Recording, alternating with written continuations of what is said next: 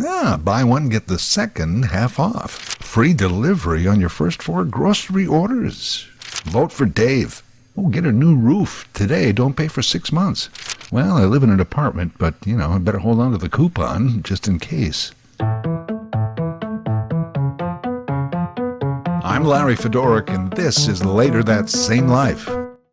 On each episode of my weekly podcast, a different topic, discussion, or story from our lives. Season 16, Chapter 11. Junk mail. Every time I flip through my junk mail, I'm always amazed that junk mail is still a thing. Of course, the people who send it out call it direct mail or ad mail. It's us recipients who call it junk mail. In Australia, the practice of sending out unsolicited advertising mail is called letterboxing. Letterboxing. Isn't that lovely? Much nicer expression. Oh yeah, junk mail is still very much a thing. As a matter of fact, a few years ago, junk mail turned 100 years old. Yeah, 100. The big birthday went by without any fanfare. We could have at least had a big bonfire or something. As the story goes, back in 1917, the U.S. Postal Service began allowing the delivery of mail to rural addresses that did not include the name of the addressee. The Vicks Company of Greensboro, North Carolina, seized upon that opportunity to send out millions of samples of VapoRub. The rest is nasal congestion history. People get so upset about junk mail. Perhaps it is the term, junk. Junk mail. Who wants junk sent to their house? They should have a service, 1-800-GOT-JUNK-MAIL. Guy with the truck shows up and hauls it all away. Because gosh knows it is so hard for you to have to take these flyers, menus, and coupons and deposit them in the blue bin. What do they think I got all day? I don't say I like junk mail, but I don't mind it. Years ago, they had a free preview on the Golf Channel. So one afternoon, I'm just sitting there watching some random golf tournament from Europe. I didn't recognize any players in it, but it was golf, it was free, it was on TV, and the commentator had a very nice manner. And at one point, in his very best British, he says, "We will return shortly with more coverage right after these retail opportunities." I love that. Retail opportunities, not commercial messages, words from our sponsor, advertisements. Oh, excuse me, we got to take a break to pay some bills. No, retail opportunities. That's what they were. I've looked at ads that way ever since, including junk mail. Hey, Larry, anything in the mail today? Yeah, mostly retail opportunities. Again, a much more positive term, as opposed to, junk mail. Incidentally, it is not known who first used the term junk mail, but because digital history seems easier to trace, the term spam, meaning junk email, was first used in 1993 by one Richard Depew.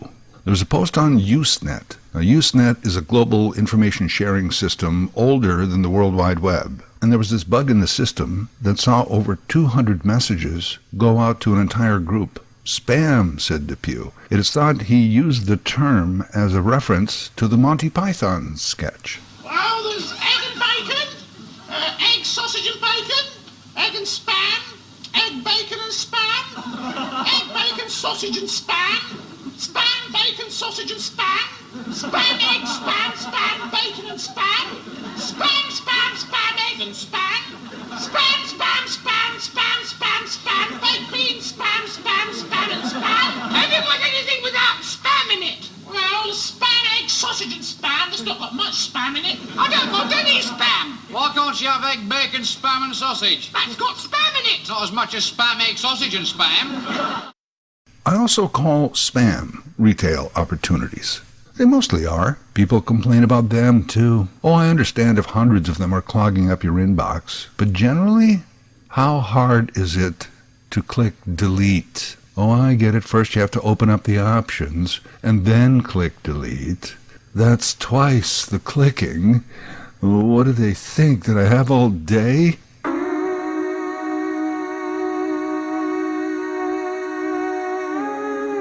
Of course, I'm partial to all of this because I spent all of my working life in commercial media. radio, TV, mostly radio, our entire business model was based on ad revenue. The better we were at our jobs, the greater our audience. The greater our audience, the greater our ad revenue.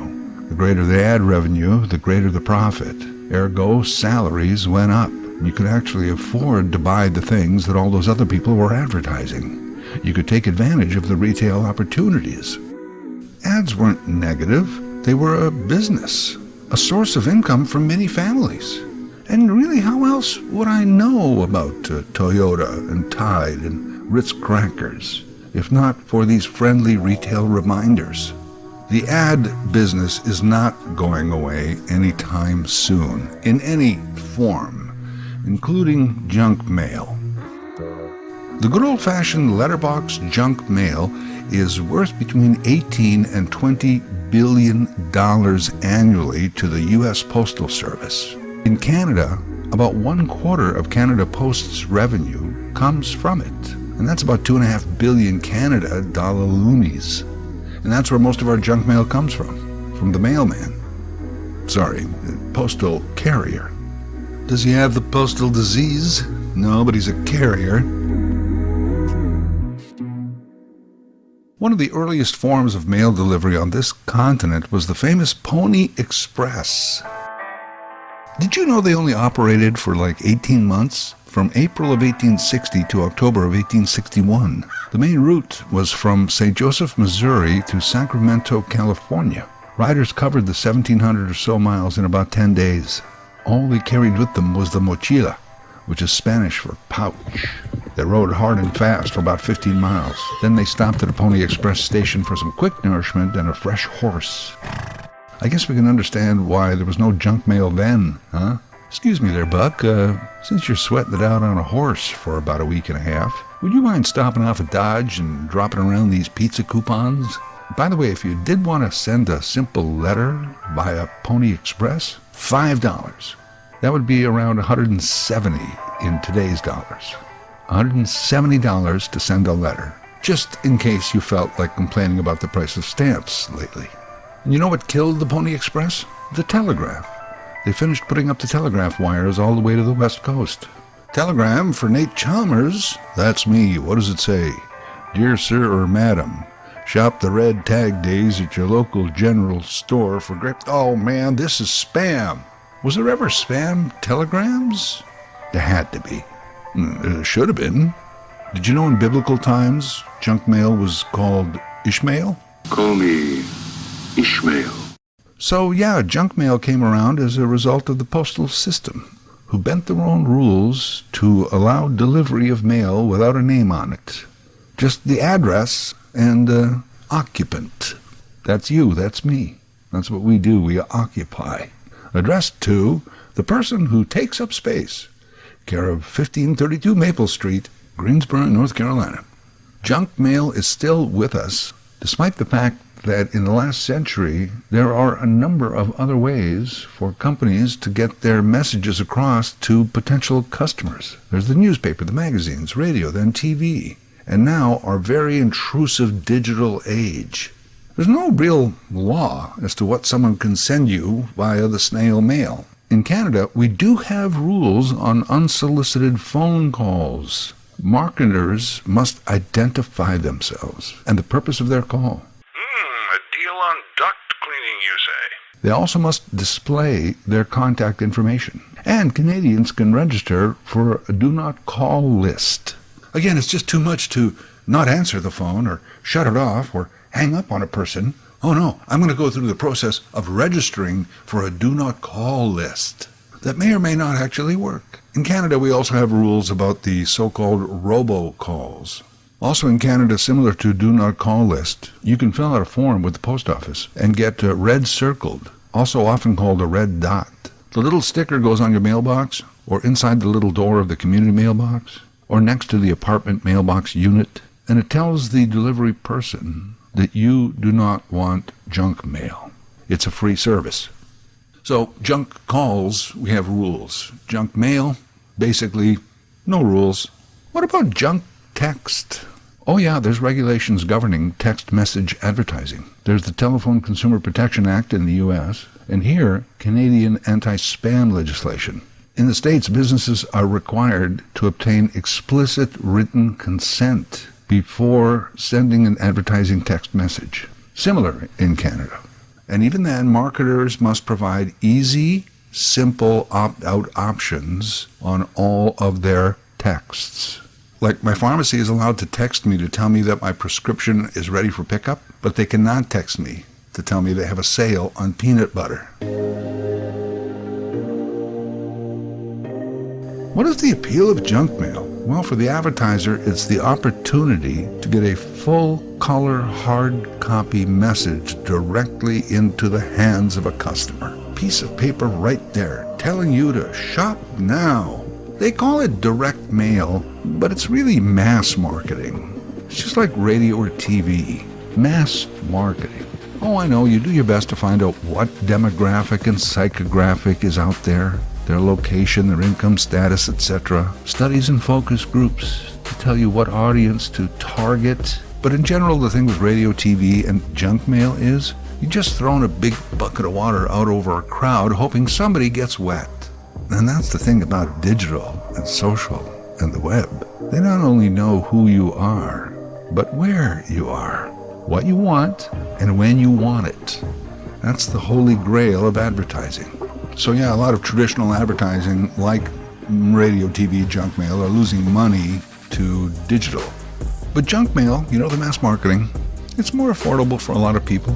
It works comparatively cheaply. Kind of works like this, and I'm making up the numbers here just for ease of math. But let's say as an advertiser you spend $100 on 100 pieces of junk mail. So even if 80% of the people just throw them right into the garbage, all you need is for those other 20 people to spend $5 each at your place and you break even.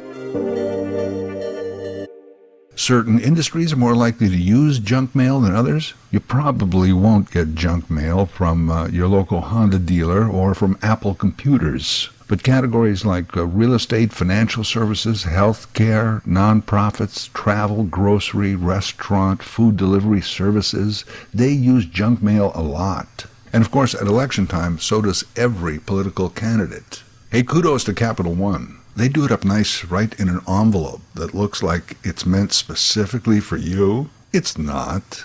And I don't know how many grocery stores do this, but my Metro still does this. It's a full-color newspaper-like spread of the week's specials. I read the news today, oh boy, about a Lucky Brand that goes on sale. And though the deal was rather bad, I ran to the store. Nobody was really sure, but this might be all that I can afford. I live in a building, and we have a little main floor alcove where all the mailboxes are. The mail used to come in around noon, and if I was ever by there at that time, I noticed this usual group of mostly seniors gathering each day to get their mail, a daily ritual. Watch Matlock, go get the mail, meet your friends, complain about the price of eggs. Hey, what did you get today, Alice? Not much. How about you, Sam? Nothing but bills and junk mail. But they all definitely took all the mail back up to the apartment, and I imagine read it all. And after the postal disruption, our mail now comes around 3 in the afternoon. It's thrown off the whole senior social scene. Can't get the mail at 3 in the afternoon. It's almost dinner time. Also, this is funny to me. Building management set up this Rubbermaid bin right by the mailboxes. It's got a lid with a slot in it, so you can throw away your unwanted junk mail right there on the spot. How lazy are some people? Most days, all of the unwanted junk mail is simply piled up on top of the bin. They won't even make the effort to put it in the slot. Well, maybe the bin is full, I thought. Oh no, it's not. It's just lazy people. I'm going to leave this whole place looking messy and unsightly. It's someone else's job to clean it up. I always take a minute and clean it up myself. I sort through my junk mail standing right there at the mailbox. Capital One, nice try, but you're going in the bin. McDonald's, Burger King, pizza coupons, you are coming home with me. Same with Chinese food menus. They're handy to keep around the house. By the way, are we still allowed to say Chinese food?